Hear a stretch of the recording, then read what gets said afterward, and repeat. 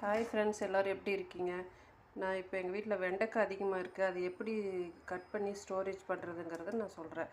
இப்போ ஒரு பேன் எடுத்து அடுப்பில் வச்சு சூடு பண்ணியிருக்கேன். ஒரு செகண்ட் சூடானோன்னு கொஞ்சம் வெண்டைக்காவை எடுத்து போட்டு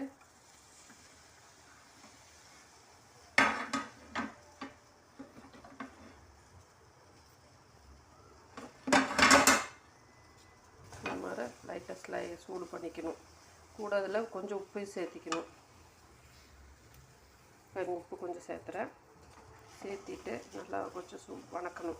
இந்த ஈரப்பதம் போகிற வரைக்கும் கொஞ்சம் வணக்கிட்டு ஆறணுன்னு ஃப்ரிட்ஜில் எடுத்து வச்சுக்கணும். எவ்வளோ நாள் வேணாலும் வைக்கலாம்.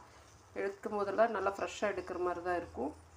சூப்பராக இருக்கும். ட்ரை பண்ணி பாருங்கள். உங்களுக்கு பிடிச்சிருந்துச்சின்னா லைக் பண்ணுங்கள், சப்ஸ்கிரைப் பண்ணுங்கள், கமெண்ட் பண்ணுங்கள்.